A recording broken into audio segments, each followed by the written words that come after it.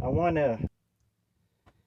So this video, if you're Mormon, or if you're a member of the Church of Jesus Christ of Latter-day Saints, or LDS, or however you want to say it,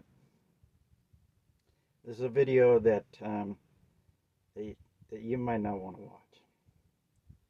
I love you, and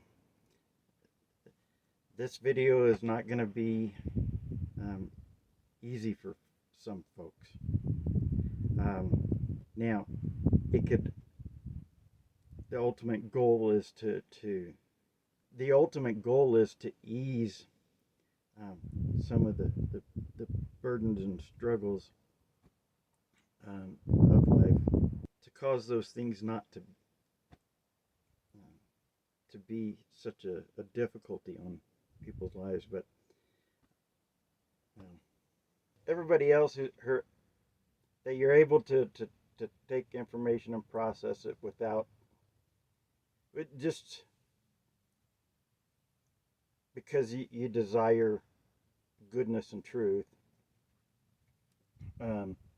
So this video is the kind of video that can make a guy disappear. And not in ways maybe that I would want to disappear. Now, something good could come of it. I hope that it does. The ultimate goal of truth is goodness. But sometimes that means giving people some revelation that, well, just watch the video. Is onegod26704@gmail. If you'd be kind enough, and you don't hear from me within like any amount of time longer than like 2 or 3 days, start messaging me. Russell Nelson was married to his first wife for almost 60 years. They got, to give you an idea of how long that was, they got married in 1945, and his wife passed away in 2005.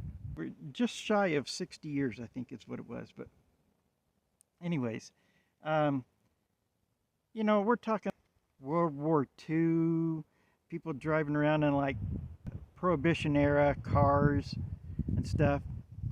And when his wife passed away, we have cars with computers, screens in them, and like Teslas, and robots being made, and all these different things. Life completely. Reason I'm saying that is you experience all this changing of the world together. Like, at that time, people didn't even have air conditioning in their homes. Only like really big buildings would have air conditionings, and some very wealthy people. But like your regular everyday folks, they didn't even have air conditioning. So they were married for almost 60 years, and he got remarried 14 months later. And I was sitting there thinking, that's not long, man. That's to marry somebody after, to marry another wife after you've been with, so think about all the kids they had together, the grandkids, the great grandkids, all the birthdays, all the different, they were basically kids, when they got married. And so you live your whole life all the way into being old people together. And then to just marry somebody a year later. Now, I know some Mormons will say, oh, well, in our faith, we think we'll see the people, we'll see our family again. And in a way that's sort of true, but it's sort of not too. But anyways, but they'll say they have a different perspective on death. But even at that, This is somebody that you've shared your life with. Being married to somebody 60 years is a whole life. That's, you know, in 1945, a lot of people didn't even live to be 60 years old, and they were married for 60 years. All the different experiences, how waking that you know everything about each other for 60 years being married. This guy not only thought about dating, he got married after.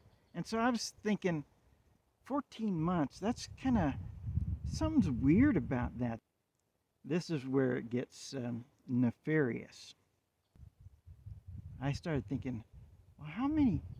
I started, first thing I did was, how much time is it between February 12th and April 6th? And what, and so I'm thinking about April 6th, and I go, I know that day. And it's the day that Mormons say that Christ was born. That's not the day, but so he got married a year later on the day that they think that Christ was born. I was going, I don't know if that necessarily feels right. I mean, it's not like terrible, but again, something doesn't feel right. So I was thinking about, okay, well, what day was it that his first wife died? And it was February 12th. So the interesting thing about February 12th is it's the 43rd day of the year.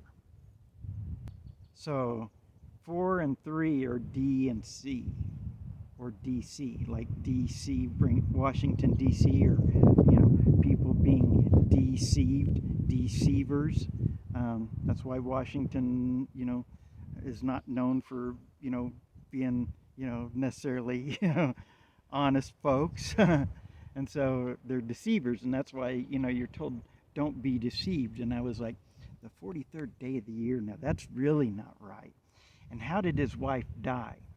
He was a heart surgeon. His wife died of a heart attack on the 43rd day of the year. And so I was really not feeling good about that. And then you think about this. If that's the 43rd day of the year, how many days are left till the end of the year? 322. 322. Guess who was a member of the Skull and Bones Brotherhood of Death? Russell Nelson. Now, here's the information where they didn't publish the members for the Skull and Bones, but they did publish it for the Alumni Society of Skull and Bones, which is the Allen Key Society, and he was a member of the Allen Key Society. And the only way to be a member of the Allen Key Society was to first be a member of Skull and Bones, the Brotherhood of Death. And what is the number for representing the Skull and Bones Society? 322. And we know that Washington D.C. 4-3 is known for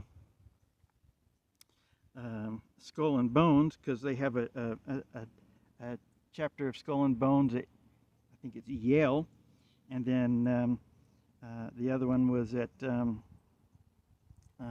Utah State University. So where Russell Nelson went to school.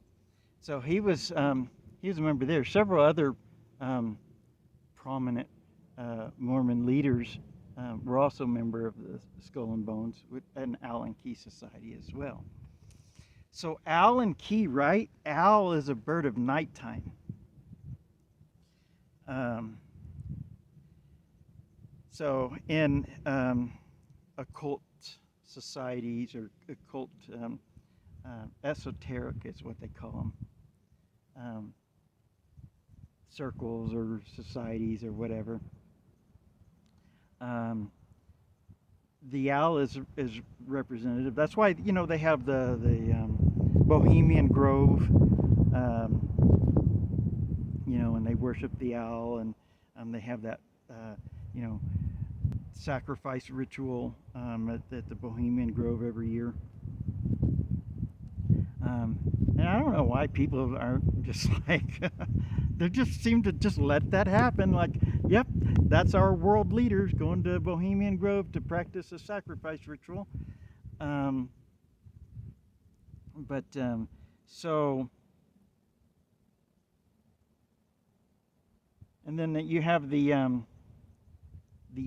big owl around the Capitol building. And there's a verse in the Bible: "The screech owl shall rest there and find herself a place of rest." It's not a good place. Um, and so the screech owl shall rest there and find herself a place of rest. Um, that's a lot of people from DC and world leaders and corporate leaders and stuff like that. And then, so then there's another thing. I was like, well, how many days is that between um, February 12th? The thing I don't like, man, Skull and Bones, 322, Brotherhood of Death. And his wife died on the day with 322 days left to the end of the year. And the day of that is the 43rd day of the year, and that's DC, or deceivers. Somebody was deceiving people. And letting their own people know that it was part of that brotherhood of death because of 322. So there's implications there, huh? But the information is already out there, and I'm going to be emailing it to a bunch of folks too.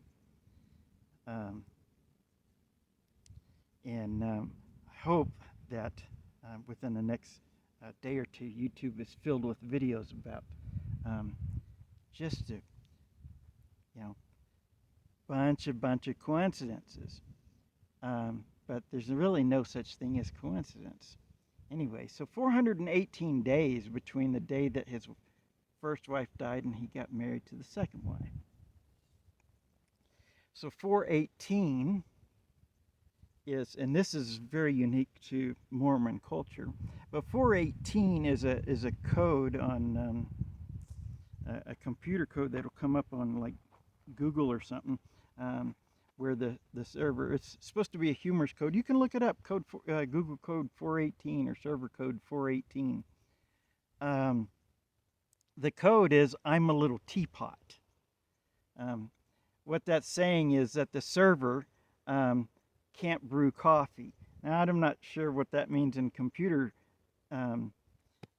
lingo, but I know what it is in Mormonism, because it's like somebody is making a little joke of the day that his wife died to he married the next one, and she can't brew coffee because she's a little teapot, which I guess is probably like the herbal teas and stuff, because that's about the only tea that Mormons will drink. What do you think about that?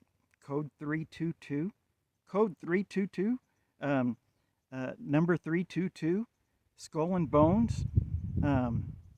322. Somebody that was a member of Skull and Bones, wife died with 320. Is that really? If that's a coincidence, if you're just going to say that's just a coincidence, then what about this coincidence? What about Russell Nelson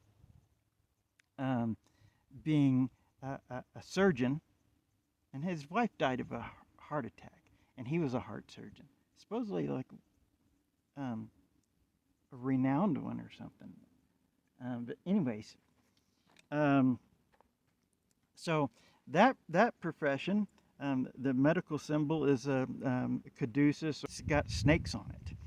So that's represented by a serpent. And then his second in command was a lawyer, and his name, and lawyers are also known as serpents. I think in the Bible they're called a den of vipers or brood of vipers or something like that. But in oaks, that's a type of tree. So you have the serpent, another serpent, and a tree. So a serpent and a tree. And lawyers are also wolves. That's law of is an anagram of a wolf. Um, and so that's what be careful, wolves in sheep's clothing, like wool suits, things like that maybe. But so you got a serpent and a tree, an oak tree, um, but and then you have Henry Eyring. And what was he? He was an educator, and educator is represented by the apple. So you put all that together, you got a serpent, a tree, and an apple. That's the Garden of Eden, and the great deceiver, the devil. So is that the most unfortunate set of coincidences ever in all of the world and all of history, or is it just truth in plain sight? Yeah.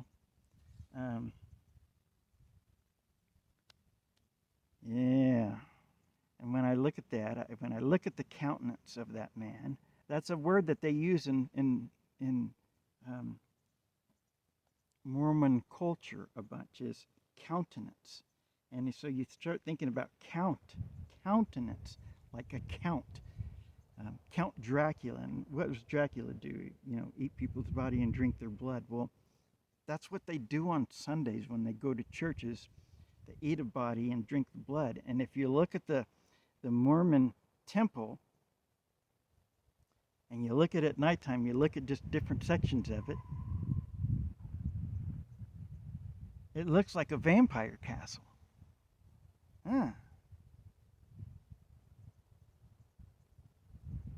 So the Mormon Church has some interwoven kind of things with the U.S. government, and so that's what the little